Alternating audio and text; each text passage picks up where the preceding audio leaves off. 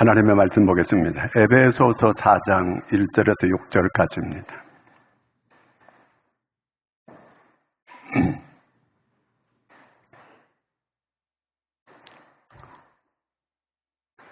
에베소서 4장 1절에서 6절까지 같이 읽습니다. 그러므로 주 안에서 갇힌 내가 너희를 구원하노니 너희가 부르심을 받은 일에 합당하게 행하여 모든 겸손과 온유로 하고 오래 참음으로 사랑 가운데서 서로 용납하고 평안에 매는 줄로 성령이 하나 되게 하신 것을 힘써 지키라. 몸이 하나요 성령도 한 분이시니 이와 같이 너희가 부르심의 한 소망 안에서 부르심을 받았느니라. 주도 한 분이시요 믿음도 하나요 세례도 하나요 하나님도 한 분이시니 곧 만유의 아버지시라. 만유 위에 계시고 만유를 통일하시고 만유 가운데 계시도다. 아멘. 할렐루야. 지금 세계에는 전쟁하고 있는 나라가 여러 나라가 있어요. 태국하고 그 다음에 캄보디아는 휴전했다고 하는 이런 소식도 들었습니다. 자, 이렇게 전쟁하고 있는 나라에 가서 사람들한테 여러분이 지금 원하는 게 뭐냐고 물으면 뭐라고 대답할까요? 평화라고 대답할 거예요. 그렇죠? 이 포탄이 어디 떨어질지 모르는 그런 절박한 그런 순간 가운데 있다면 얼마나 불안하겠어요? 얼마나 두렵겠어요? 자, 부부간에 이렇게 으르렁거리고 서로 싸우고 하면 애들이 불안한 거예요. 애들이 두려운 거예요. 자, 그 애들이 바라는 게 뭐가 있을까요?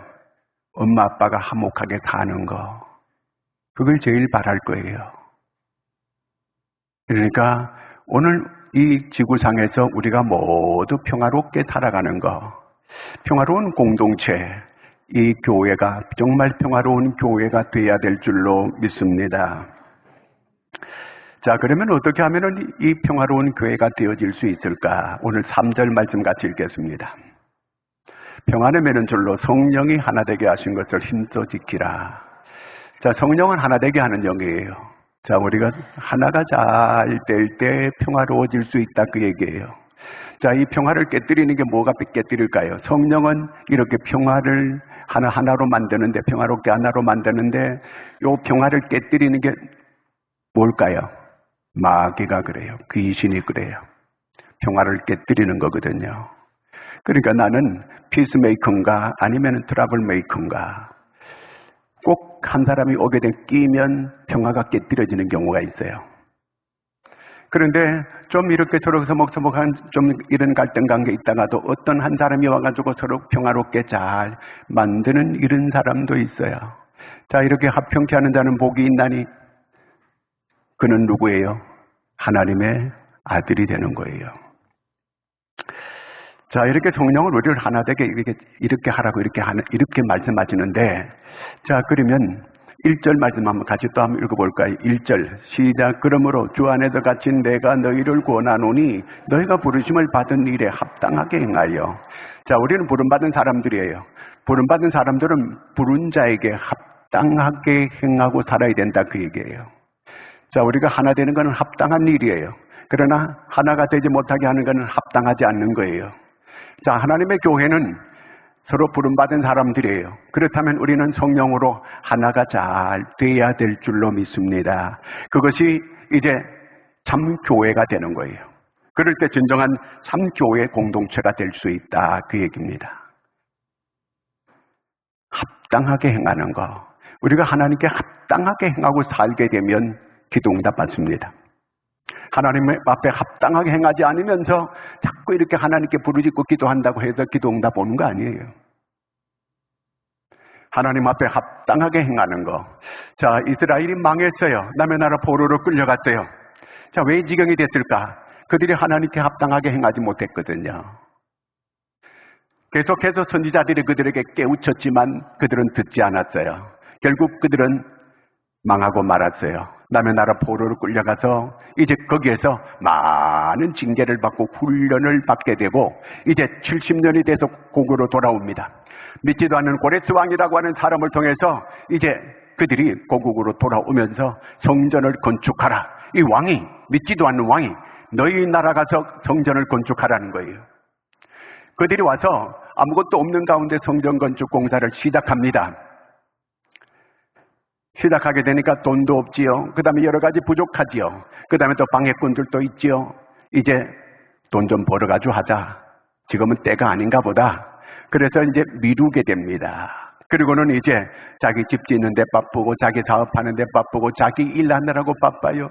그런데 자기들이 이렇게 사업을 하고 농사를 지어보니까 아니 전에 이렇게 수확을 거둘 때에 전에는 50석을 거뒀는데 지금 이렇게 하나님의 일은 뒷전이고 자기 일을 우선으로 할 때에 20석밖에 안 나오는 거예요. 모든 삶이 이렇게 반쪽으로 쪼그라들게 되는 거예요. 근데 이게 뭐 우연이라고 이렇게 생각하는 거예요. 하나님께서 선지자를 통해서 너희의 행위를 살펴봐라.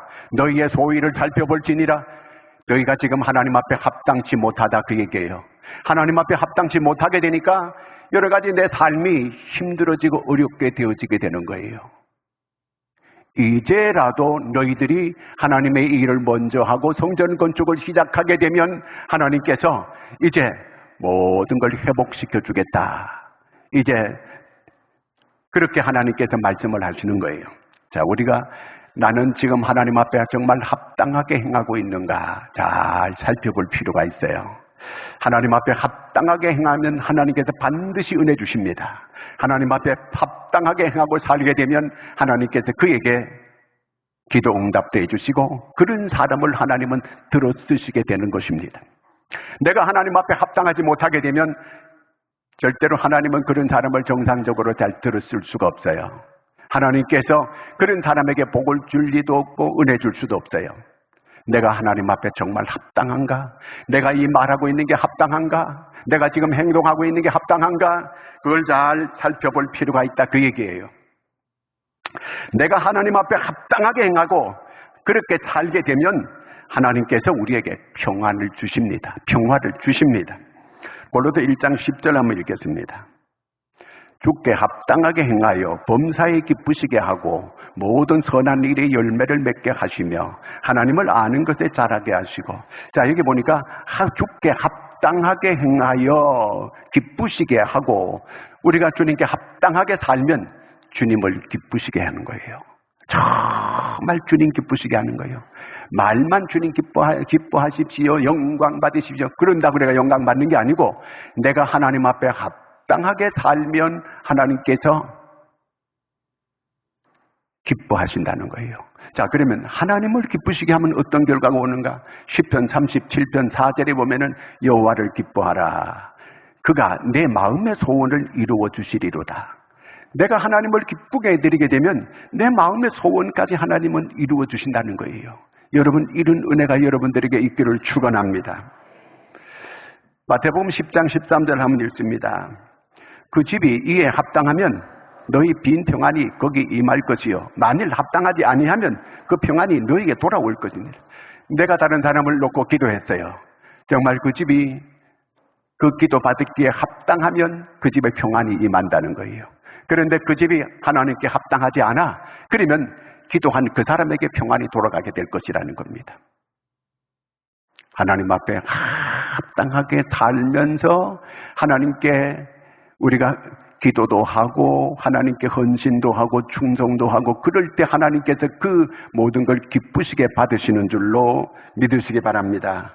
자, 그러면 구체적으로 합당하게 사는 게 뭐냐? 오늘 2절 말씀 읽겠습니다. 모든 겸손과 온유로 하고 오래 참음으로 사랑 가운데 서로 용납하. 자, 겸손과 온유예요. 겸손하다고 하는 것은 다른 사람을 높여주면서 그를 섬겨주는 게 이것이 겸손이에요.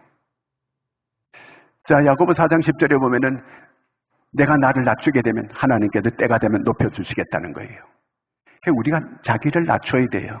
자기를 자꾸 높이면 하나님께서 낮춰버려요. 강제적으로. 내가 나를 낮추는 거예요. 그러면서 섬겨주는 거예요. 자, 이것이 하나님 앞에 합당한 삶이다 그 얘기예요. 그럴 뿐만 아니라 내가 온유한 거, 내가 온유하게 살아가는 거, 자기 감정을 부드럽게 절제하는 게 그게 온유예요. 내가 내 감정을 스스로 부드럽게 절제하는 거예요. 아주 못난 사람이 많아요. 아주 뾰족뾰족한 사람들이 많아요. 좀 자기를 잘 둥근 자갈처럼 이렇게 둥글둥글하게 부드럽게 자기를 만들어가는 거예요. 자, 이런 사람, 겸손하고 온유한 이렇게 살아가게 될 때에 이것이 합당한 삶이다 그 얘기예요. 하나님 앞에 겸손하고 온유하게 살 때 하나님께서 그 삶에 평화를 주시겠다는 거예요. 거기에 하나님의 이 평안이 임하게 된다는 그 얘기예요. 워즈만이라고 하는 사람이 있는데 그 사람 책에 이런 얘기가 있어요. 자기 형제 가운데 저 중국 남부에서 농사를 짓는 거, 벼농사를 짓는 거예요. 그 벼농사를 짓는데 자기가 이제 밤새도록 물을 자기 논에 물을 이렇게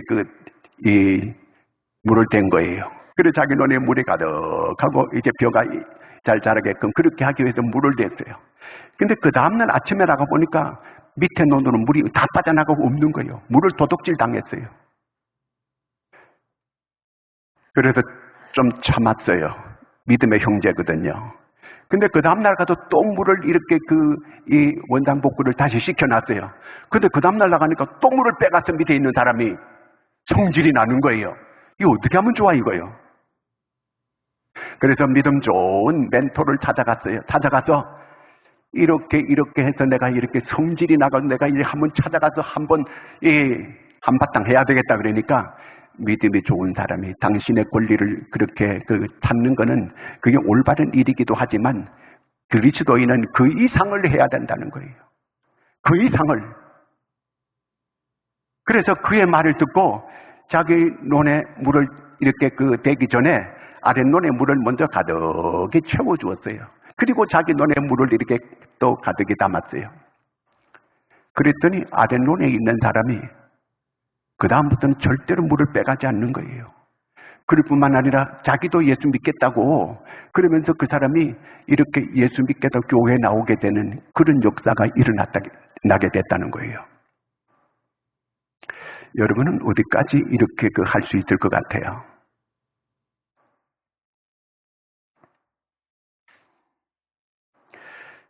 자, 오늘 말씀 한번 마태복음 11장 한번 읽겠습니다. 29절. 나는 마음이 온유하고 겸손하니 나의 멍에를 메고 내게 배우라. 그리하면 너희 마음이 쉼을 얻으리니. 마음이 온유하고 겸손하게 되면 내가 평안을 얻어요. 참 쉼을 얻게 돼요. 내 마음이 편치 못해가지고 있어가지고는 모든 게 불편해요. 모든 게 이게 되는 일이 없어 이게요. 그러니까 마음이 온유하고 겸손해야 돼요. 예수님께서 그렇게 하셨다는 거예요. 오늘 여러분 마음이 겸손하고 온유한 여러분 되기를 축원합니다. 그렇게 되면 입에서 나오는 것도 선한 것이 나오게 돼요. 자, 우리가 이제 교회가 하나가 잘 되어줘야 되는데 지난번에 우리 OX 투표를 했어요. 자, 저 사람은 X, 저 사람은 O 이렇게 자꾸 편가르게 하려고 하는 사람들이 있는데 그건 잘못된 거예요. 이제 우리가 투표하고 그렇게 했으면 이제는 우리가 하나가 되어줘야 돼요. 이거는 내 마음에 좀 안 드는 사람도 이거는 하나님의 뜻이다. 그리고 받아들여야 되는 거예요. 그리고 사람들한테 저 사람은 X다 이렇게 하면서 자꾸 편갈라치게 하는 요거는 마귀한테 붙잡힌 사람이에요. 절대로 그러면 안 돼요. 우리는 이제 하나님의 뜻대로 이렇게 한 사람을 뽑게 됐어요. 그렇다면 이거는 하나님의 뜻으로 알고 그렇게 그대로 받아들이는 거예요. 이렇게 받아들일 수 있는 여러분들이 되기를 축원합니다. 마음이 겸손하고 온유한 여러분 되기를 바랍니다. 그 다음에 또 우리가 하나님 앞에 합당하게 이렇게 살아야 되는 부분은 오래 참고 용납하는 거예요. 오래 참는 거예요. 누가 그런 말 했다 그래가지고 또 이렇게 시험이 들고 마음에 상처가 되고 절대로 그럴 필요 없어요. 오래 참고 그 다음에 용납하고 받아들이는 거예요. 어떤 분이 자기가 잘 참지를 못해요. 나는 그저 이 뒤끝은 없는 사람이라 그러면서 앞끝은 있는지 잘 모르지만 하여튼 뒤끝은 없대 이렇게 해요. 그러면서 성질을 벌컥벌컥 내는 사람이 있어요. 이게 들된 사람이에요, 이게. 주님께서 날마다 성질을 벌컥벌컥 내고 하나씩 이렇게 두더지 그저 머리 때리듯이 이렇게 때린다면 우리가 살아남을 수 있는 사람이 어디 있겠어요? 머리 들고 어떻게 살아갈 수가 있겠어요? 하나님은 우리가 여러 가지 하나님께 반항하고 여러 가지 원망도 하고 불평도 하고 그릇된 일을 하나님 보시기에 부끄러움을 많이 하지만 하나님은 여전히 하나님은 세상을 이처럼 사랑하사 저와 여러분을 사랑하시는 줄로 믿습니다. 우리가 여전히 부족하고 우리가 여전히 하나님 앞에 반동해도 여전히 하나님을 오래 참으시는 그 하나님이에요. 그러면 오래 우리가 참아야 되는 거예요. 어떤 사람이 자기가 하도 성미가 못 돼가지고 목사님한테 와서 목사님 좀 내가 잘 참을 수 있게 좀 기도 좀 해주세요. 이렇게 기도했대요. 그랬더니 목사님이 기도합시다. 그랬더니 하나님 이 형제에게 환난을 주시옵소서. 아니 목사님 지금 환난을 달라는 게 아니고 오래 좀 참게 해달라고 이렇게 기도해 주세요. 이렇게 했어요. 아니 환난이 있어야 이 다음에 인내가 오지요. 환난은 인내를 환난이 있어야 오래 그런 환난을 통해서 이렇게 참는 훈련이 돼야 인내가 오는 거 아닙니까? 이렇게 했다는 그 얘기거든요. 우리가 오래 참을 수 있어야 돼요. 전에 우리 교회 장로님 따라온 어떤 분이 있어요. 내가 전도했더니만 목사님 하나님을 한번 살아계신 증거를 내한테 보여주시면 내가 당장 믿겠다 그러면서 그러더라고요. 내가 하나님을 지금 막 욕하고 하나님을 삿대질하고 이렇게 하면 하나님께서 당장 나한테 벼락을 내가 나를 죽게 하면 내가 믿겠습니다. 아니 죽었는데 뭐 어떻게 믿어? 죽기 전에 믿어야지. 그랬더니 그렇게 해서라도 하나님께서 한번 역사를 내가 실제적인 증거를 봐야 믿겠다는 거예요. 꼭 어린애 같은 그런 말을 하고 있는 그런 사람 말 하나님께서 다 들어주고 그렇게 하면 다 때리잡는다 그러면은 어떻게 우리가 그렇게 그 하나님 앞에 잘못하고 살 수가 있겠습니까? 자, 오래 참을 수 있는 거 하나님은 참아주시는 거예요. 그때도요. 그 잘못한 거 나 같으면 한 대 그냥 다 이렇게 할 수도 있겠는데 하나님은 그런 말에도 꾹 참아주시는 거예요. 그러니까 세상에 이렇게 흘러갈 수가 있게 되는 거 아닙니까? 자, 하여튼 참는 거. 탕자의 아버지가 그 아들이 아버지 재산을 이렇게 분깃을 받아가지고 나가서 호랑방탕하고 그걸 다 그냥 날려버리고 이제 거지가 돼서 아버지 집으로 돌아오잖아요. 근데 아버지는 오래 참으시는 거예요. 그럴 뿐만 아니라 그를 용납하고 받아주는 거예요. 네가 돈 어디에 썼느냐? 한마디 묻지를 않아요. 그냥 그대로 그 아들을 받아주는 거예요. 그럴 뿐만 아니라 그를 위해서 색동옷을 입혀주고 그 지위를 다 회복시켜주는 거예요. 그리고 송아지를 잡아가지고 잔치를 벌리는 거예요. 자, 이렇게 용납하고 받아줄 수 있는 거, 이것이 그리스도인의 합당한 행위다 그 얘기입니다. 여러분, 우리가 이렇게 될 수가 있어야 돼요. 징기스칸이라는 사람은 아주 거칠고 투박한 사람이에요. 일생 동안 전쟁을 한 이런 사람이에요. 그런데 그 사람은 야비하지 않아요. 그런데 전쟁을 하는 중에 자기 마누라를 빼앗겼어요. 적군에게. 자기 마누라를 뺏기고 난 다음에 그는 나중에 전쟁을 다시 해가지고 전쟁을 이기고 마누라를 되찾아요. 그런데 그 마누라가 적군의 씨를 베어가지고 배가 남산만해가지고 이렇게 그 아내를 되찾아가지고 오게 됐어요. 그 징기스칸의 모든 그 참모들이 이제 그 아내 버리세요. 이렇게 전부 다 얘기하는 거예요. 근데 징기스칸은 그렇지 않았어요. 아내를 내가 지키지 못한 거는 나 때문이다. 내가 아내를 지켜주지 못했다. 그러면서 내 탓이라고 엉엉 우는 거예요. 그 아내 앞에서. 그러면서 그 아내를 용납하고 받아주는 거예요. 그뿐만 아니라 그 적군의 아이를 낳게 됐어요. 그 아이를 자기 아들로 받아준 거예요. 그리고 그 아내를 이전보다가 더 사랑해 주는 거예요. 용납하고 받아주는 거예요. 이것이 이 사람의 징기스칸이에요. 오늘 말씀에 주님께서 우리를 용서만 해주는 게 아니고 우리를 받아주는 거예요. 이것이 그리스도인의 합당한 행위라는 거예요. 이렇게 할 때 하나님께서 우리가 뭔가 남을 용서한다 해놓고 아직도 마음에 뭔가 미워하는 찌꺼기가 있다면 진정으로 그를 용납하고 받아준 거 아니에요. 여러분 마음에 아직도 응어리가 남아있는 게 있나요? 아직도 내가 용서하지 못하는 그런 구석이 있나요? 오늘 주님께서는 나 위하여 십자가에서 피 흘려 대속해 주셔서 내 죄를 대속해 주셨어요. 우리가 주님을 믿는 사람들이에요. 우리는 그의 부르심에 받은 하나님의 백성들이에요. 주님께서 그렇게 하셨다면 오늘 저와 여러분도 그렇게 할 수 있는, 주님을 진정으로 따를 수 있는 저와 여러분이 되기를 주의 이름으로 축원합니다. 자, 그러면 이렇게 우리가 주님께 합당하게 살면 어떤 결과가 오게 되는가? 에베소 2장 14절을 같이 읽겠습니다. 에베소서 2장 14절. 그는 우리의 하평이신지라 돌로 하나를 만드사 원수된 것 곧 중간에 막힌 담을 자기 육체로 허시고 예수 그리스도께서 친히 하나님과 우리 사이에 가로막힌 것을 완전히 제거해 주셨어요. 자기가 십자가에서 자기 몸을 깨뜨림으로 하나님과 우리 사이에 모든 막힌 것을 다 열어주셨습니다. 이제 우리가 이렇게 주님 앞에 나와서 하나님 앞에서 예배할 수 있게 되었습니다. 우리는 수직적으로 하나님과 우리와 이 합평의 관계가 바로 된다면 수평적인 관계는 자동적으로 이렇게 되어지게 돼 있어요. 이 관계가 뭔가 문제가 직선적으로 이 관계가 문제가 있게 될 때 수평적인 것도 문제가 있게 되는 거거든요. 여러분, 하나님께서 자기 독생자 아들을 십자가에 내주셨어요. 이렇게까지 희생하고 우리를 자녀 삼아 주셨어요.